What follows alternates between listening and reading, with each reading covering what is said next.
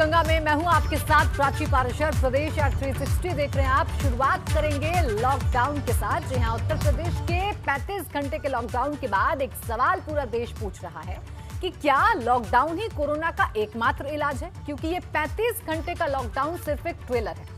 अगर कोरोना पर इससे भी रोक नहीं लगती है तो 7 दिन लॉकडाउन है, क्योंकि सच ये है कि इस वक्त देश की 70 करोड़ आबादी किसी ना किसी वजह से घरों में कैद है। ये रिपोर्ट देखिए।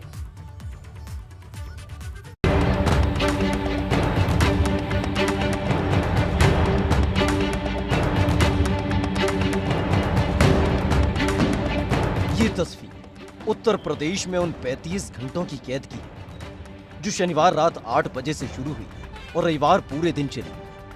ये तस्वीर उत्तर प्रदेश के उन 22 करोड़ लोगों की है जिन्हें कोरोना की महामारी ने एक बार फिर से घरों में कैद कर दिया।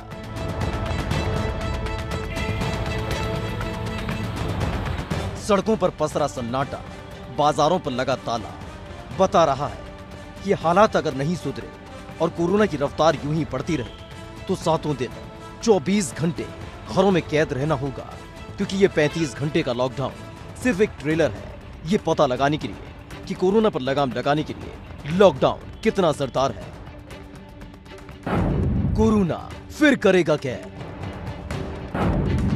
देश की 57% आबादी पर लगी पाबंदियां। 70 करोड़ लोग घरों में रहे कैद। देश में कोरोना की दूसरी लहर के बढ़ते कहर का असर रिकॉर्ड मौतों के साथ साथ पाबंदियों के रूप में भी दिखने लगा है। हालात ये है कि देश की 57% आबादी पर किसी न किसी तरह की पाबंदियां लागू की गई। 15 राज्यों और केंद्र शासित प्रदेशों के आधे से ज्यादा लोग वीकली या नाइट कर्फ्यू का सामना कर रहे हैं। शाहजहांपुर में उड़ी लॉकडाउन की धज्जियां। रविवार को जहां पूरा उत्तर प्रदेश घरों में कैद था, वहीं शाहजहांपुर में पंचायत चुनाव का नामांकन जारी था, जहां न सिर्फ लॉकडाउन की धज्जियां उड़ी बल्कि सोशल डिस्टेंसिंग और कोरोना की गाइडलाइंस को तार तार कर दिया। वहीं आगरा में और ज्यादा हैरान करने वाली तस्वीर सामने आई, जहां लॉकडाउन का पालन कराने गई पुलिस की टीम पर ही हमला कर दिया गया। महिला दरोगा समेत कई पुलिसकर्मी के साथ न सिर्फ हाथापाई की बल्कि उनकी वर्दी तक फाड़ डाली।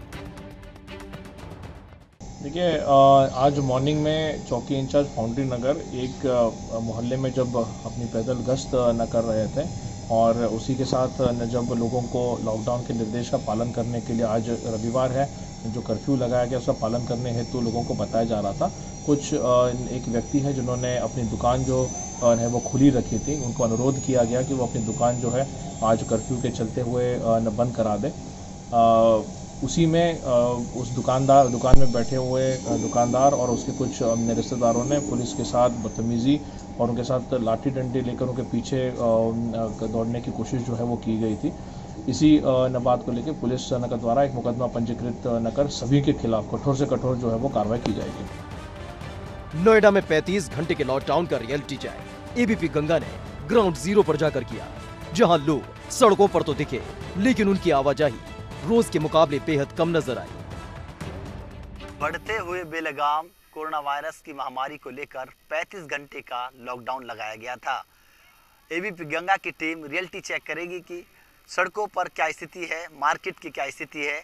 हम अभी गेटोना की मार्केट पर हैं। यहाँ पर देख सकते हैं पूरी मार्केट यहाँ पर बंद है। तस्वीरों में साफ देखा जा सकता है कि कोई भी मार्केट यहाँ पर नहीं खुली हुई है, यानी कि ये कहा जा सकता है कि गेटोना के जो लोग हैं वो कहीं ना कहीं लॉकडाउन का पालन करते हुए नजर आ रहे हैं। आप तस्वीरों में भी देख सकते हैं सड़कों पर इक्का दुक्का लोग ही यहाँ पर दिखाई दे रहे हैं, यानी कि इस संक्रमण की चैन को तोड़ने के लिए लोग तैयार हैं, वो घरों में कैद हैं। एबीपी गंगा की आप लोगों से अपील है कि आप लोग भी घर में सुरक्षित रहें, तभी इस संक्रमण से बचा जा सकता है। वहीं मेरठ में लॉकडाउन का असर तो नजर आया, लेकिन बस स्टैंड पर लोगों की आवाजाही जारी रही। इस दौरान रोडवेज की बस में कुछ कर्मचारी ऐसे भी दिखे जो बिना मास्क लगाए नजर आए। उत्तर प्रदेश में लगातार बढ़ते कोरोना संक्रमण के मामलों के बाद पूरे उत्तर प्रदेश में रविवार का लॉकडाउन घोषित कर दिया गया है। मेरठ में भी 35 घंटे का लगातार ये लॉकडाउन चल रहा है। इस समय हम मेरठ के भैसाली बस अड्डे पर खड़े हुए हैं। रोजाना की तरह यहाँ पे चहल पहल रहती थी, लेकिन आज यहाँ पर खाली पड़ा हुआ है पूरा बस स्टैंड। कुछ यात्री हैं जो दिखाई दे रहे हैं, क्योंकि बसों को परमिशन दी गई है कि वो अपनी क्षमता से आधी सवारियों को बैठा करके बस ले जा सकते हैं, सवारियाँ ढो सकते हैं। और फिलहाल बसें यहाँ पे कुछ चल रही हैं, कुछ लोग भी हैं जो आ जा रहे हैं। बस में कुछ लोग बैठे हुए हैं।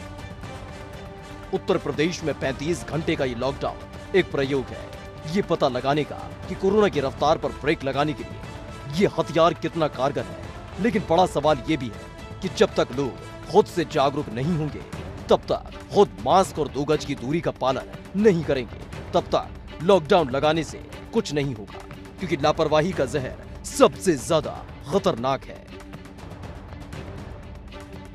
Bureau report, ABP Ganga. और इस बीच गाजियाबाद से एक अहम खबर है, जहां एबीपी गंगा की खबर का असर हुआ है। जिलाधिकारी अजय शंकर पांडे अब अपने घर से निकले हैं।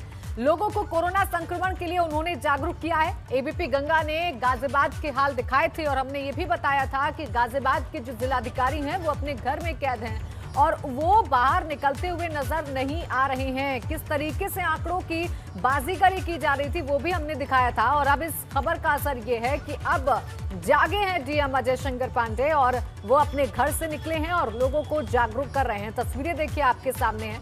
अब वो सड़क पर नजर आ रहे हैं और लोगों से बात कर रहे हैं, उनको जागरूक कर रहे हैं, यानी खुद ये सुनिश्चित कर रहे हैं कि जो लॉकडाउन 35 घंटे का लगाया गया है उसका कोई फायदा हो भी रहा है या नहीं, वो ठीक तरीके से उसका पालन हो रहा है या नहीं, और साथ ही साथ लोगों को जागरूक किया जा रहा है।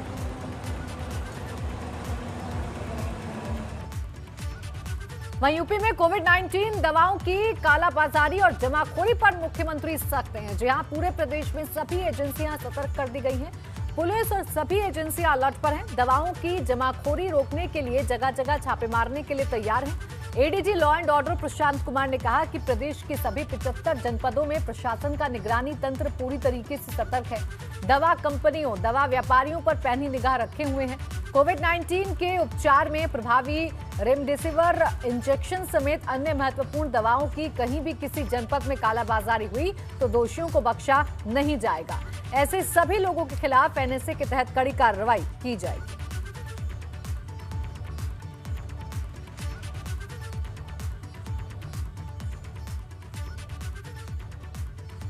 और देखिए, मुख्यमंत्री योगी आदित्यनाथ भले ही कोरोना संक्रमित हों, लेकिन प्रदेश के ताजा हालात पर बराबर अपडेट ले रहे हैं। सीएम ने ऑक्सीजन की आपूर्ति और जरूरी मेडिकल किट पर अधिकारियों को आवश्यक दिशा निर्देश दिए हैं।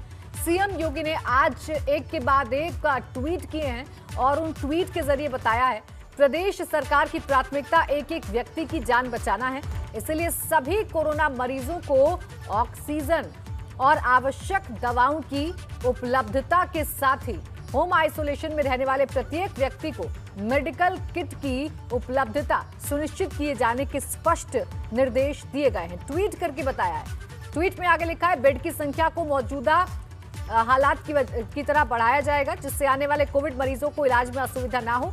जब कोरोना से 10 कदम आगे की सोच रखेंगे तभी उसको नियंत्रित करने में सफलता मिलेगी। ट्वीट मुख्यमंत्री ने किया है। एक और ट्वीट किया है, प्रदेश के सभी अस्पतालों में ऑक्सीजन की अगले 15 दिनों की संभावित आवश्यकता का आंकलन करते हुए भारत सरकार को मांग प्रेषित करने के निर्देश दिए गए हैं। यानी देखिए, जो तमाम हालात हैं उन पर मुख्यमंत्री ने नजर बनाई हुई है और एक एक हालात पर वो जनता से संवाद कर रहे हैं। ट्वीट करके वो लोगों को बता रहे हैं, उत्तर प्रदेश की जनता को, कि आप घबराएं नहीं, सरकार साथ है। इधर यूपी के स्वास्थ्य मंत्री जयप्रताप सिंह का कहना है कि कोरोना की दूसरी लहर में अचानक वृद्धि से बेड की कमी हो गई है। केंद्रीय स्वास्थ्य मंत्री डॉक्टर हर्षवर्धन के साथ ऑक्सीजन और रेमडेसिविर की आपूर्ति को लेकर चर्चा हुई थी। वर्तमान में 200 एमटी ऑक्सीजन और 235 एमटी 30 अप्रैल तक चाहिए। देखिए, ये तो केसेस जो बढ़ते जा रहे हैं, ये तो एक वायरस है, उसको हम कंट्रोल नहीं कर पाएंगे। और सेकेंड वेव में जिस तरह से वायरस में म्यूटेट करके अपने आप को बदला है, तो कभी कभी जीनोम सीक्वेंसिंग जो हम कराते हैं 10% पहले से भी कराते आ रहे हैं, उसमें भी कभी कभी पकड़ में नहीं आता। इसलिए बहुत सारे केसेस आपके ऐसे आ रहे हैं जो स्टार्टिंग में नेगेटिव दिखाते हैं और बाद में 1 हफ्ते 8 दिन के अंदर उनके अंदर सिम्टम्स आ जाते हैं। तो इस कारण से हम ये जो जिस तेज़ी से ये बढ़ा, उस तेज़ी से हमारे जो बेड्स की व्यवस्था जो पिछले साल के केसेस के मुताबिक था, जो पर्याप्त माना जाता था, वो इस साल पर्याप्त नहीं हुआ।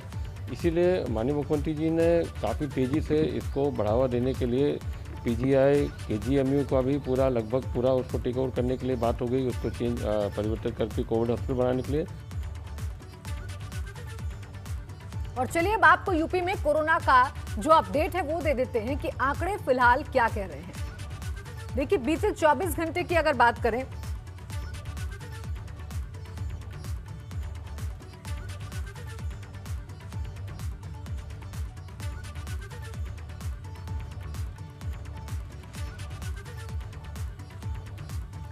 तो देखिए ये जो आंकड़ा है ये क्या कहता है, आप ये समझने की कोशिश करिए कि ये आंकड़ा खौफनाक तरीके से अब आगे बढ़ रहा है। देखिए नोएडा में 24 घंटे में 700 केस मिले हैं।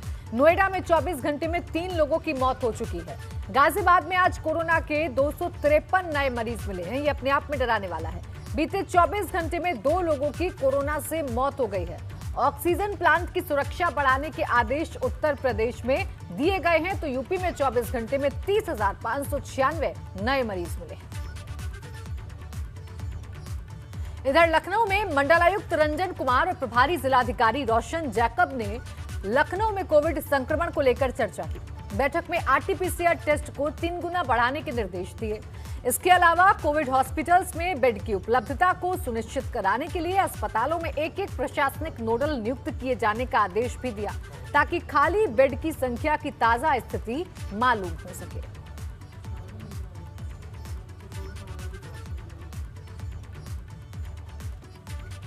कोरोना महामारी प्रकोप बढ़ता जा रहा है जिसको लेकर लोगों को अब लॉकडाउन का डर सता रहा है। लॉकडाउन के चलते पिछले साल बड़ी संख्या में प्रवासियों ने पैदल सफर पूरा किया था जिसका डर अब भी प्रवासियों के मन में बना हुआ है।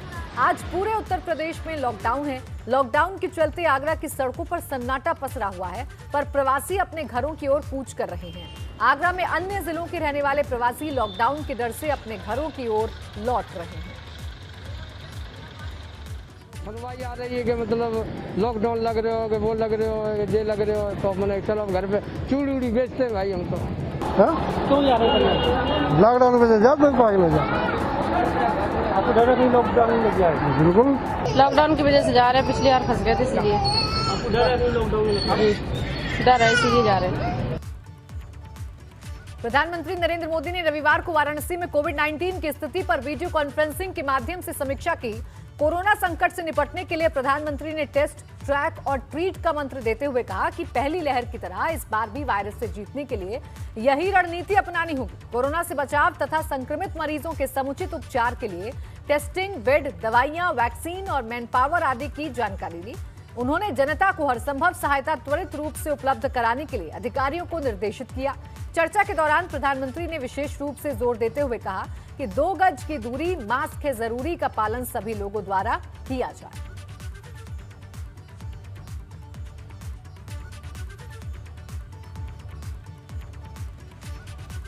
और वहीं गौतम बुद्ध नगर पुलिस कमिश्नरेट ने अनोखी पहल की है। कोरोना की जंग जीतने में अब गौतम बुद्ध नगर पुलिस भी साथ देगी। जी हां, गौतम बुद्ध नगर पुलिस ने एक ऑनलाइन सेवा शुरू की है। पुलिस कमिश्नरेट ने ये कोविड हेल्पलाइन नंबर जारी किया है। हेल्पलाइन नंबर देखिए है 8861066433। पुलिस ने ऑनलाइन पोर्टल भी शुरू किया है। संक्रमित मरीजों को अब प्लाज्मा डोनेट करेगी पुलिस। जरूरतमंद व्यक्तियों को ऑनलाइन अपनी जानकारी देनी होगी। पुलिस कमिश्नर की इस पहल से सब इंस्पेक्टर अनूप कुमार सिंह ने सबसे पहले जिम्स अस्पताल में अपना प्लाज्मा डोनेट किया है। Plasma donor sub inspector Anoop Singh कोतवाली में तैनात हैं। नोएडा पुलिस का इस महामारी के दौरान ये बहुत बड़ा सराहनीय कदम माना जा रहा है क्योंकि ऐसे वक्त में जब लोग महामारी से जूझ रहे हैं और उन्हें सबसे ज्यादा आपसी सहयोग की जरूरत है, ऐसे में गौतम बुद्ध नगर की जो पुलिस है वो सामने आई है, आगे आई है और बाकायदा एक हेल्पलाइन नंबर जारी किया गया है पुलिस कमिश्नरेट की तरफ से। एक अनोखी पहल की गई है और एक पोर्टल भी पुलिस की तरफ से चलाया जा रहा है कि अगर आपको कुछ जरूरत है, आपको अगर प्लाज्मा चाहिए तो आप इस पर जानकारी दीजिए। पुलिस तुरंत मदद के लिए तत्पर रहेगी। So this is our sub inspector साहब।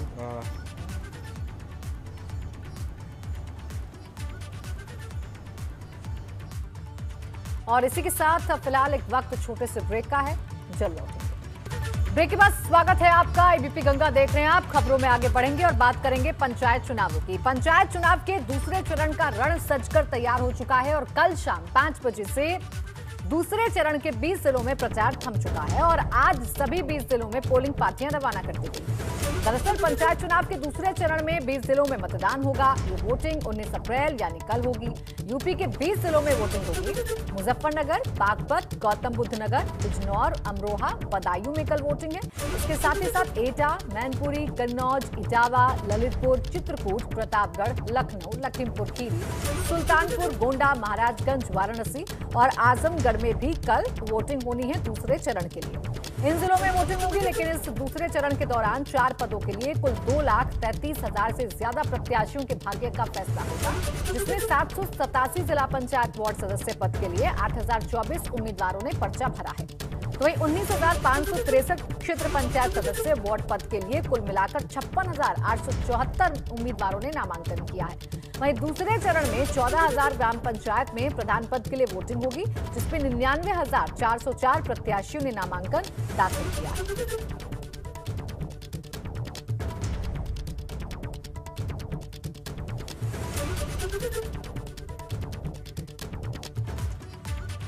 तो यूपी में 4 चरण में पंचायत चुनाव हो रहे हैं। ऐसे में पहला चरण पूरा हो चुका है और अब दूसरे चरण का चुनाव 19 अप्रैल को होना है। वहीं आज चौथे चरण के नामांकन प्रक्रिया का आखिरी दिन था। ये प्रक्रिया 2 दिन यानी 17 और 18 अप्रैल तक चली।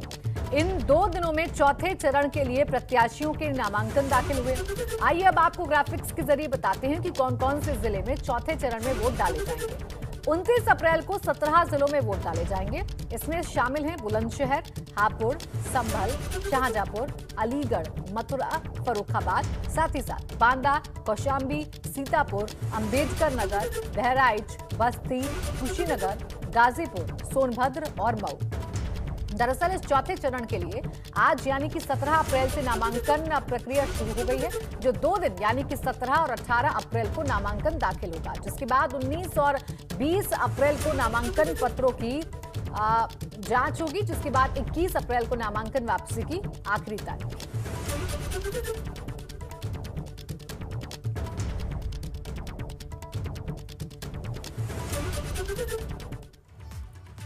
पंचायत चुनाव के चौथे चरण के लिए नामांकन प्रक्रिया कल यानी कि 17 अप्रैल से शुरू हो गई थी, जो 2 दिन यानी कल और आज तक चली। रविवार को पूरी यूपी में लॉकडाउन लगा हुआ है, फिर भी 17 जिलों में चौथे चरण के लिए नामांकन की प्रक्रिया जारी रही। आपको फिलहाल हम 2 तस्वीरें दिखा रहे हैं आपकी टेलीविजन स्क्रीन पर। पहली तस्वीर सोनभद्र की है, जहां लॉकडाउन के दौरान नामांकन की प्रक्रिया देखने को मिली। इस दौरान सड़कें सुनसान दिखी, लेकिन नॉमिनेशन करने वालों की खासा भीड़ देखने को मिली। वहीं संभल में भी नामांकन केंद्रों पर उम्मीदवारों की खासा भीड़ देखने को मिली। इस दौरान कोविड नियमों का भी खुलेआम उल्लंघन किया गया।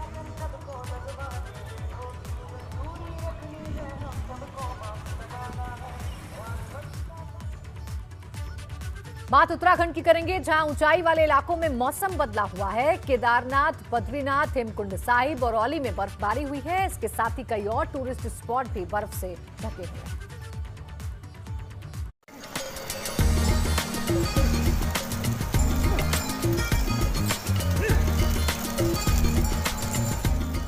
ये तस्वीरें देखकर आंखों को यकीन नहीं हो रहा है कि देवभूमि में कुदरत अप्रैल महीने में भी इस तरह मेहरबान होगी।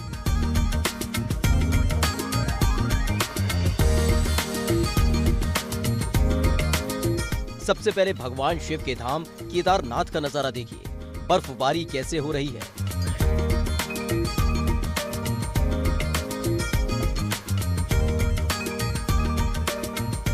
तस्वीरें ऐसी लग रही हैं मानो बर्फ की बारिश हो रही हो।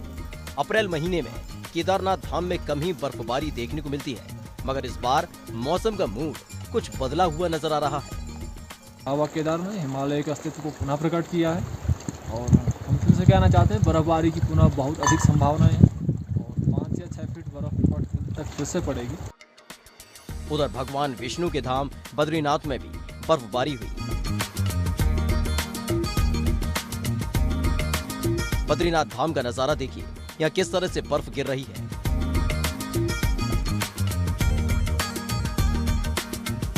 बद्रीधाम मंदिर परिसर में अब कई इंच तक ताजा बर्फ जम गई है, तो वहीं मंदिर के पीछे की पहाड़ियों ने एक बार फिर से बर्फ की चादर ओढ़ ली है।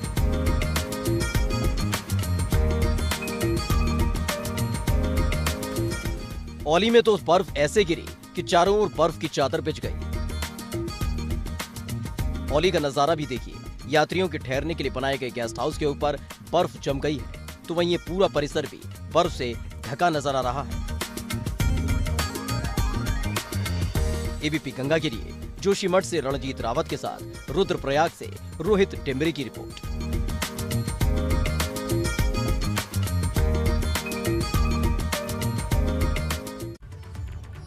तो उत्तराखंड में मौसम का मिजाज बदल गया है। प्रदेश भर में कई जगह पर बारिश हुई है। मसूरी और नैनीताल में भी बारिश हुई है।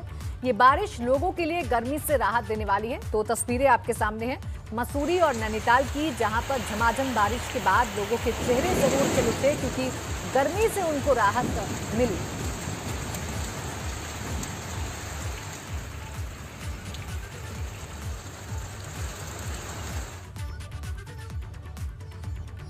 उधर विकासनगर के ऊंचाई वाले इलाकों में भी मौसम बदल गया है। त्यूणी तहसील के ऊंचाई वाले इलाकों में ओलावृष्टि हुई है। ओलावृष्टि की वजह से किसानों की बागवानी और खेतों में खड़ी फसल को नुकसान हुआ है। सेब के पेड़ों पर आए नए फूलों को ओलावृष्टि ने नष्ट कर दिया है। तो वहीं मटर, टमाटर की खेती भी बर्बाद हो गई है। त्यूणी के शिलगांव क्षेत्र में सेब, साग, सब्जी को काफी नुकसान हुआ है।